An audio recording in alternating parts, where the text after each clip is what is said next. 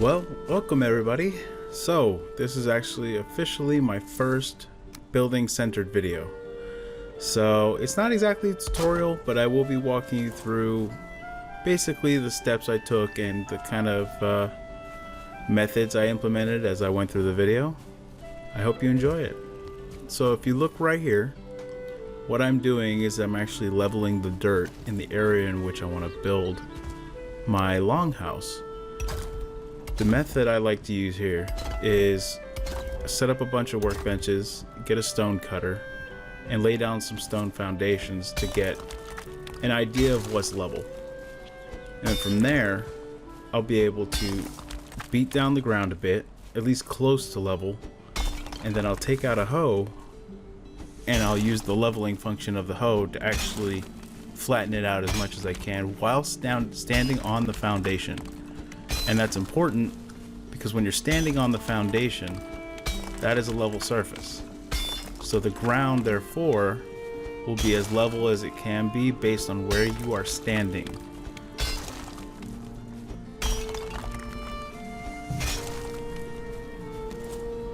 And one thing I definitely have to say about this video is it was a passion project. Nearly gave Camtasia a heart attack a few times just trying to condense, 5.5 hours of work into what is this, 22-minute video. I will do my best to avoid this in the future, just for the sake of time.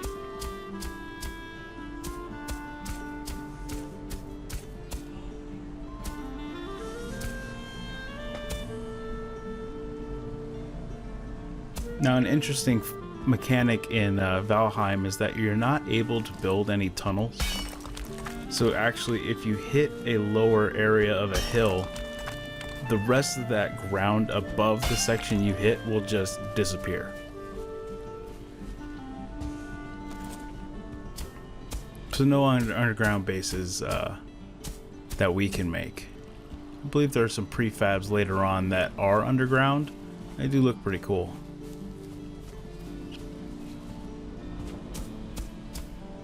The closest you could get is, I think, digging to bedrock, building your base, and then just raising the ground all the way around it until it's submerged. Or not submerged, but buried, basically. I've yet to try it, but I might in the future. Hopefully it wouldn't take as long as this, since I'll be adding dirt more than I'll be removing it.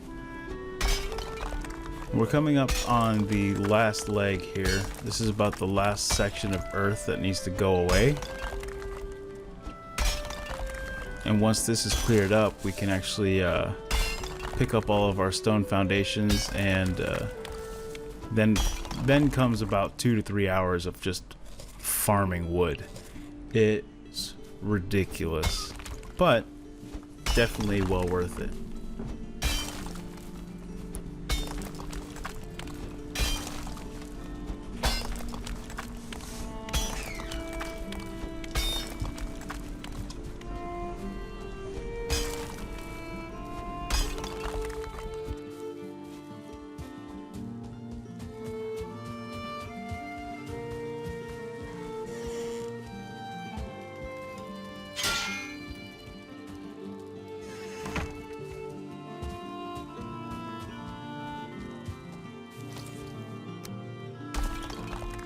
Now, if you're wondering why I'm talking at a normal pace while the game is in 4 times speed, it's because I decided to narrate this video. It's a different approach I'm not used to.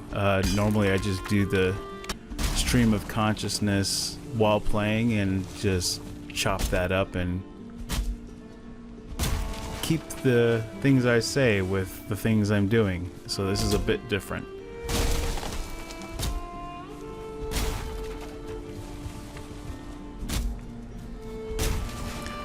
Here's that wood farming I was telling you about.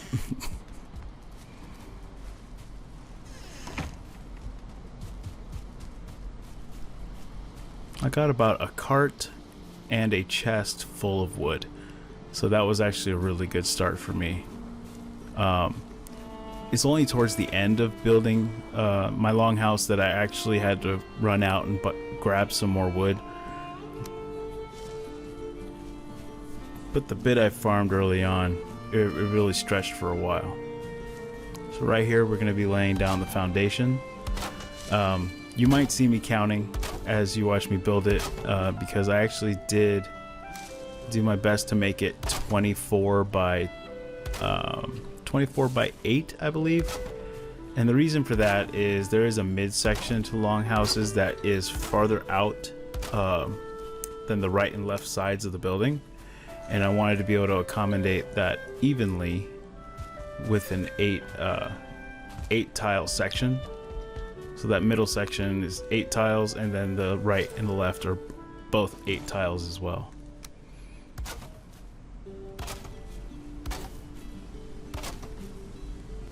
This brings me back to my Minecraft and 7 Days to Die days, where I would actually use graph paper to plan out what I was going to build.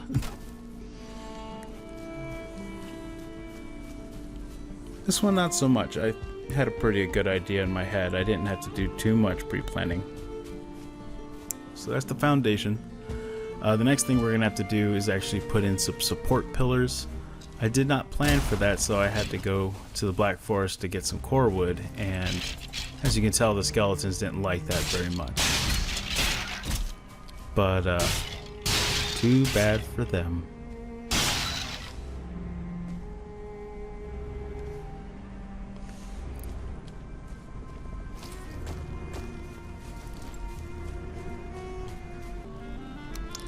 Now, I'm not entirely sure if I went a little overkill with the support pillars.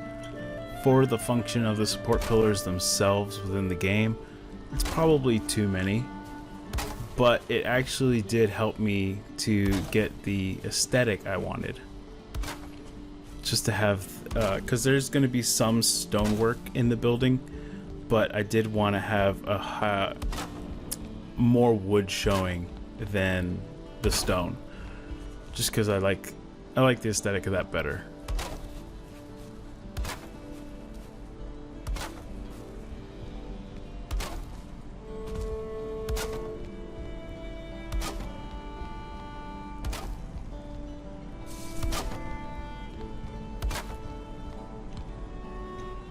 Something you'll see pretty soon with putting down the pillars is you can highlight objects to see how much support they have. So if you see the floor tiles and some of the pillars, they're actually blue. When you highlight them, that means that they are in contact with the ground. That means they have the strongest support possible. In this case, this pillar I just broke down was green. That means it was not connected to the foundation. So what we actually had to do was actually put in some more dirt, because that section was just a little bit too low. It wasn't completely level with everything else, at least not enough to support the pillar. So I would pack in some more dirt and replace the floor tiles, and then replace the pillar again and check its stability. At that point it's blue, so that one was corrected. There were a few more I had to go through though.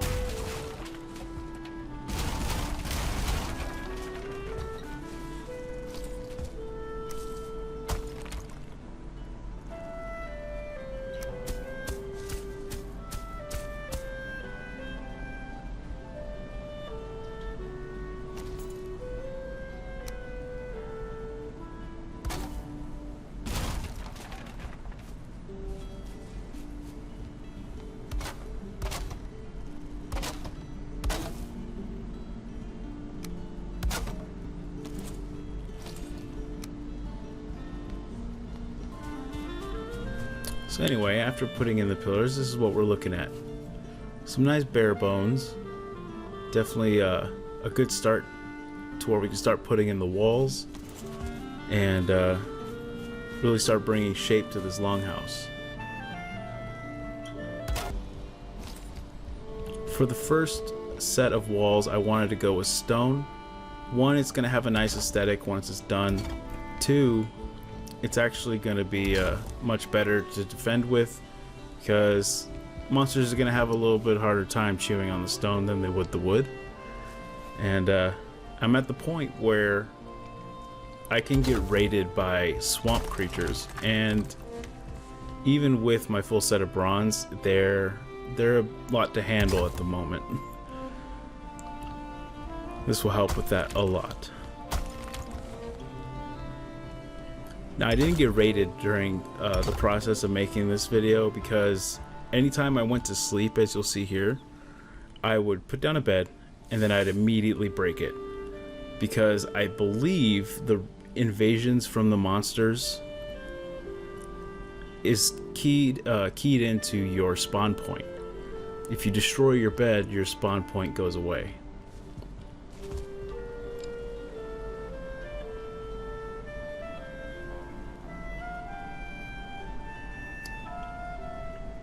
Now, I filled in the little gaps with these 2x1 pillars just to really close things up. And after that, we're pretty much set on the stonework.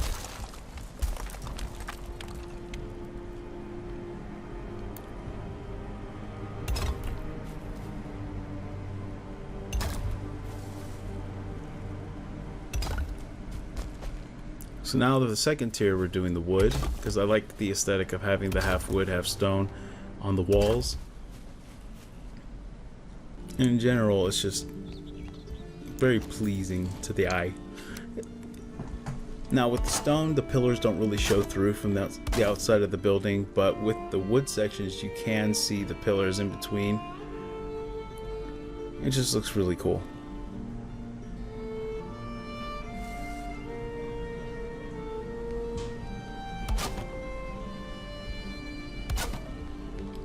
I'm gonna go ahead and put some doors in here. I like having the double doors just because if I go out farming with a cart, I'd like to be able to bring the cart inside to unload it, just so I don't get jumped by anything in the process. If you leave your carts outside, they will get broken down by monsters.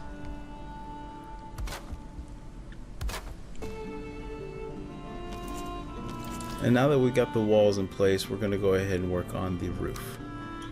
Now, I went with the 26-degree roof tiles, one because I don't want my roof to be massive. It's already a 2-wall high building. I'm going to have more than enough headroom.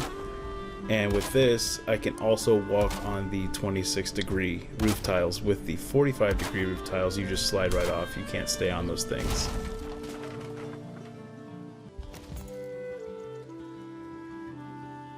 Now, because the midsection is going to be a higher roof rather than the sides, I did have to close off those sections a bit, just so there's no weird holes in the roof.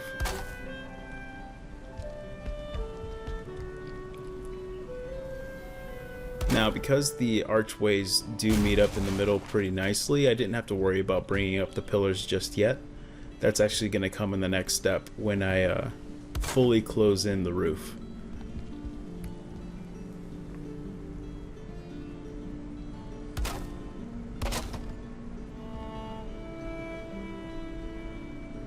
I had wanted to take this center pillar of the building out just to have a better spot to put the hearth that you'll see in the future.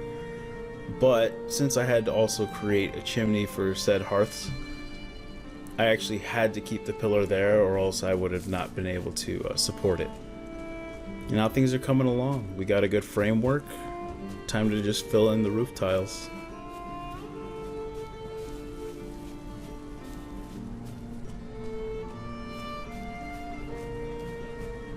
It was really nice just being able to step back and see the progress as it's going along.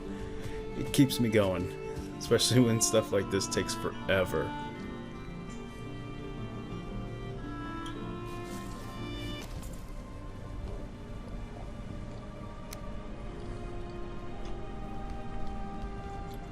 Now for these, I found out the roof was actually 5 tiles up from my flooring, and since the pillars either only come in 2 or 4, I had to put in twos here.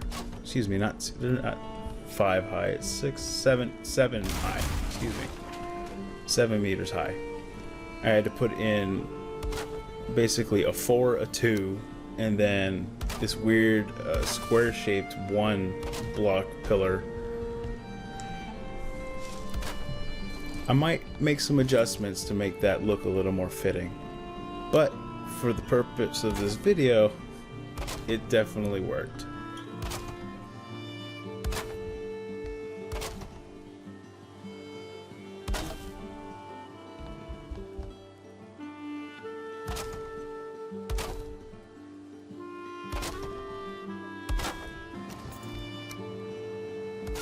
And now for the midsection, since the midsection was a little more elevated, I was able to just use 2 more of the 4-meter pillars coming out to 8 meters high to support the middle section of the roof.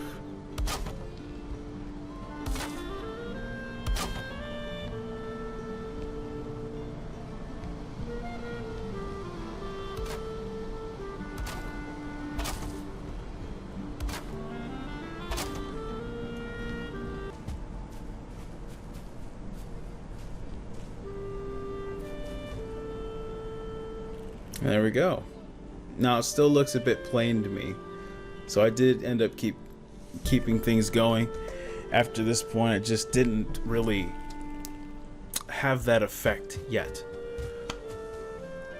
So the next step I wanted to do was actually have some overhang roof tiles, just to make it a little more pretty.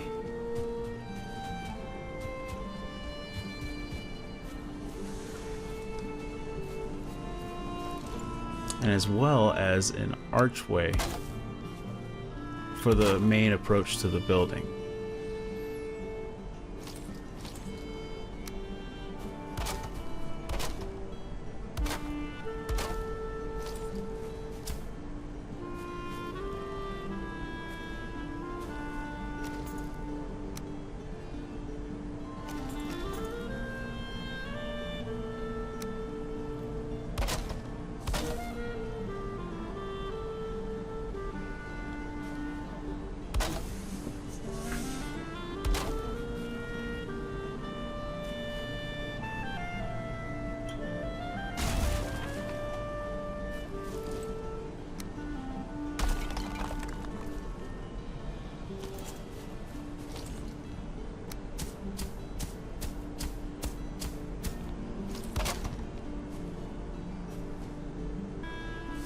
Now, as much as I like this archway, it's not very imposing, is it? So after I went and observed a little bit, I decided to put in my hearths first, just to get an idea of how to readjust the roof for the chimney. And since I'm going with 2 hearths, I actually needed a pretty wide chimney.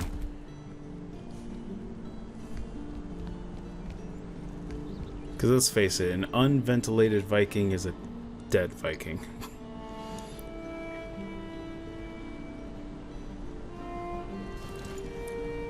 Surprise, I don't have enough stone. Sad.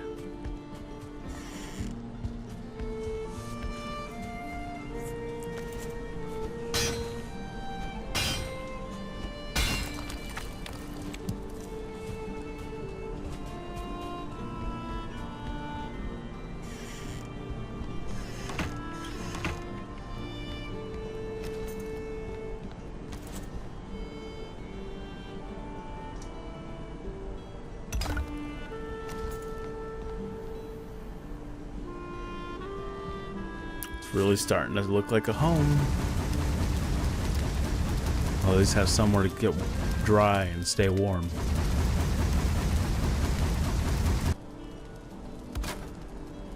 Now, like my normal chimneys, I did basically the same basic principle, having the support pillars in the 4 corners as well as a support pillar in the middle to help out, because without that support pillar in the middle, it actually would have caved in.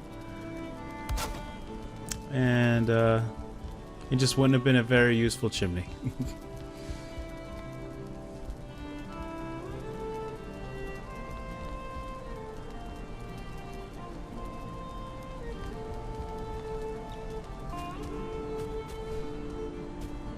see it's coming along. There we go.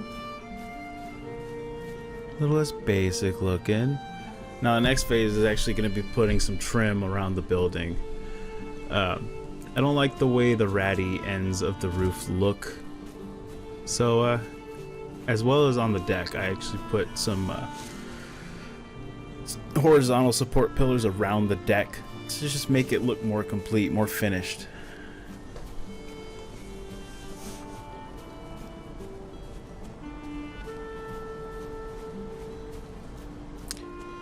But there was also one more touch I wanted to make, and it's just to really give it that Viking architecture feel. In a lot of those old Viking buildings, you could see the support pillars holding up the building from the outside. So I thought that would be a nice touch to add in at the end.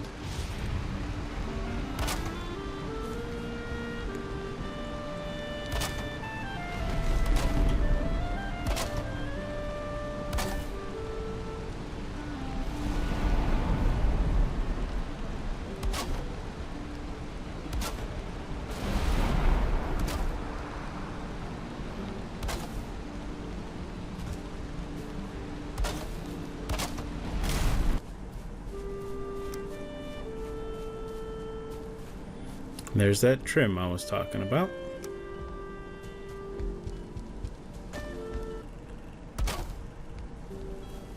Here we go. The final unveiling. And there is my beautiful Longhouse home. Thanks for watching, everybody. Sticking around, listening to my narration. And I'll see you in the next one. Have a good day. Or night, whenever you're watching this.